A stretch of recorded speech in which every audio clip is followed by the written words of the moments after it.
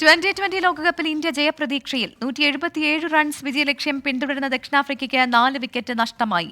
Sports ഡെസ്കിൽ നിന്ന് അനിൽ വാസുദേവ് ചേരുന്നുണ്ട്. ഒപ്പം ഇന്ത്യൻ ആരാധകർക്കൊപ്പം കറുകപ്പള്ളിയിൽ നിന്ന് എബിൻ ജോസും ചേരുകയാണ്. ആദ്യം അനിൽ വാസുദേവിലേക്ക്.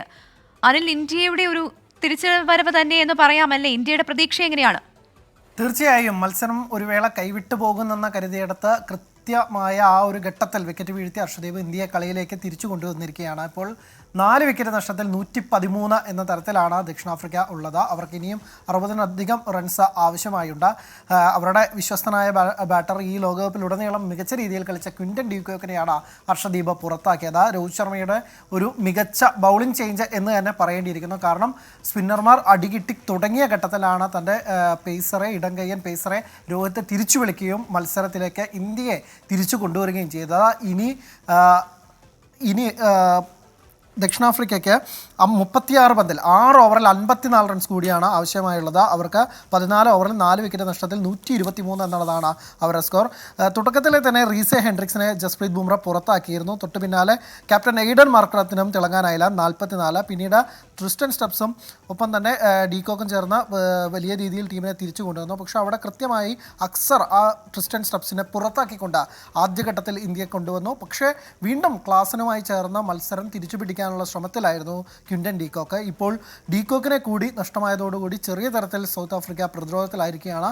പക്ഷേ ലോക ക്രിക്കറ്റിലെ തന്നെ ഏറ്റവും 2 വെടിക്കെട്ട് ബാറ്റർമാരായ ഡേവിഡ് മില്ലറും ഹെൻഡ്രിക്സ് ക്ലാസനുമാണ് ഇപ്പോൾ ക്രീസിലുള്ളത് എന്ന് പറയുന്നത് ഇന്ത്യക്ക് വലിയ ആശങ്കയുണ്ടാക്കുന്നതാണ്. കാരണം ഹെൻഡ്രിക്സ് ക്ലാസൻ ഇതിനോടകം തന്നെ 3 സിക്സറുകൾ നേടിക്കഴിഞ്ഞു. ഒപ്പം തന്നെ അദ്ദേഹത്തിൻ്റെ വ്യക്തിഗത സ്കോർ 30 പിന്നിട്ടിരിക്കുകയാണ്. ഇപ്പോൾ ഇനി 35 പന്തിൽ സൗത്ത് ആഫ്രിക്കയ്ക്ക് 50 റൺസാണ് ആവശ്യം. ഇന്ത്യക്ക് ഈ 2 പേരുടെ വിക്കറ്റുകൾ കൂടി എടുക്കേണ്ടത് അനിവാര്യമായിരിക്കുകയാണ്. അക്സർ ബാറ്റിങ്ങിൽ മികച്ച പ്രകടനം കാഴ്ചവെച്ചതാണ്. ബൗളിങ്ങിൽ കൂടി അദ്ദേഹത്തിൻ്റെ ഭാഗത്തു നിന്ന് വലിയൊരു പ്രകടനം അനിവാര്യമായിക്കൊണ്ടിരിക്കുകയാണ്. എന്തായാലും ഹെൻഡ്രിക്സ് ക്ലാസിനെ എത്രയും വേഗം പുറത്താക്കുന്നുവോ അതാണ് ഇന്ത്യയെ രക്ഷിക്കുള്ളൂ, ഇന്ത്യയെ കിരീടത്തിലേക്ക് നയിക്കുള്ളൂ. മത്സരം അങ്ങനെ ആവേശകരമായ നിരത്തിലേക്ക് പോയിക്കൊണ്ടിരിക്കുകയാണ്. ഇന്ത്യൻ ഇന്നിങ്സിലേക്ക് വരികയാണെങ്കിൽ 7 വിക്കറ്റ് നഷ്ടത്തിലാണ് ഇന്ത്യ 176-ലെത്തിയത്. തുടക്കത്തിലെ 34-3 എന്ന നിലയിൽ തകർച്ച നേരിട്ട ഇന്ത്യയെ വിരാട് കോഹ്ലിയും അക്സർ പട്ടേലും ചേർന്നാണ് കരകയറ്റിയത്. അക്സർ പട്ടേൽ 47-ഉം വിരാട് കോഹ്ലി 76 റൺസും എടുത്തു. ഈ ടൂർണമെൻറ്റിൻ്റെ ആദ്യഘട്ടത്തിൽ വലിയ രീതിയിൽ പരാജയമായ വിരാട് കോഹ്ലി പക്ഷേ നിർണായക മത്സരത്തിൽ തൻ്റെ ക്ലാസ് എന്താണെന്ന് തെളിയിക്കുന്ന ഒരു ഇന്നിങ്സ് കാഴ്ചവെക്കുകയായിരുന്നു. ആദ്യ 7 ഇന്നിങ്സിൽ വെറും 75 റൺസ് നേടിയിരുന്ന കോഹ്ലി പക്ഷേ ഫൈനൽ മത്സരത്തിൽ 76 റൺസാണ് നേടിയത്. 6 4-ഉം 2 6-ഉം ഉൾപ്പെടെയായിരുന്നു കോഹ്ലിയുടെ ഈ മനോഹര ഇന്നിങ്സ്.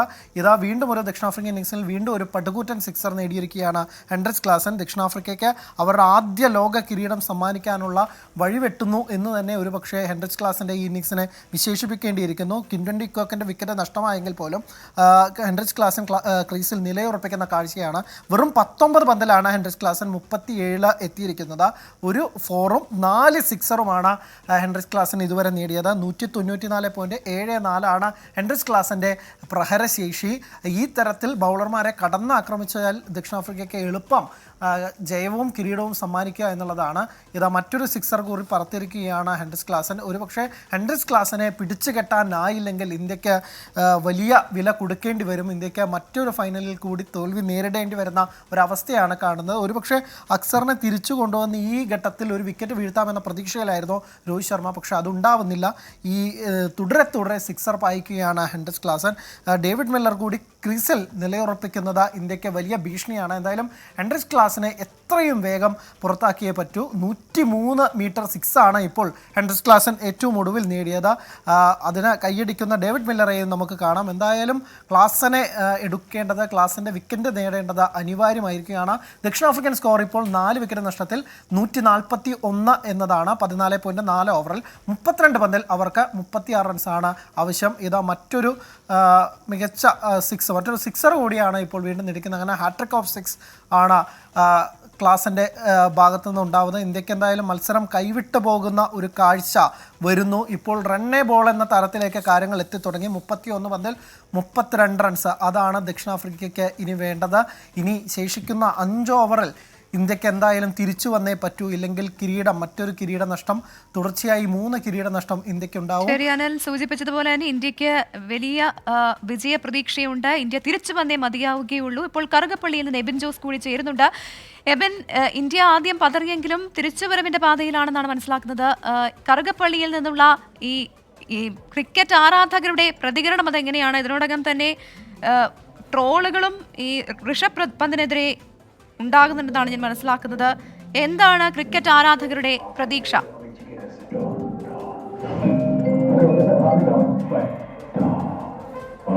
പ്രവിത, ഇപ്പോൾ ആരാധകരെ സംബന്ധിച്ച് ചെറിയ നിരാശ അവരുടെ മുഖത്തുണ്ട്. കാരണം കണ്ടതാണ്, ഇപ്പോൾ ദക്ഷിണാഫ്രിക്ക അവരുടെ നില മെച്ചപ്പെടുത്തിയിരിക്കുന്നു. ബോളും റണ്ണുമായുള്ള വ്യത്യാസം അത് വളരെ വലുതല്ല, ചെറിയ ഇത് മാത്രമേ ഉള്ളൂ. അതുകൊണ്ട് തന്നെ ഇനി വിക്കറ്റുകൾ വീണാൽ മാത്രമാണ് ഇവിടുത്തെ ആരാധകരെ സംബന്ധിച്ചിടത്തോളം ഒരു ഇന്ത്യക്ക് ആവേശകരമായ ഒരു വിജയത്തിലേക്ക് എത്താൻ സാധിക്കുകയുള്ളൂ. അല്ലെങ്കിൽ മറിച്ച് നിരാശയായിരിക്കും ഉണ്ടാവുക. ഏതായാലും ആരാധകർ ശ്വാസമടക്കി പിടിച്ച് കാത്തിരിക്കുകയാണ്. ഇനിയുള്ള ഓവറിൽ വിക്കറ്റുകൾ വീണാൽ അത് ഇന്ത്യക്ക് ഗുണം ചെയ്യുമെന്ന് തന്നെയാണ് അവർ കരുതുന്നത്.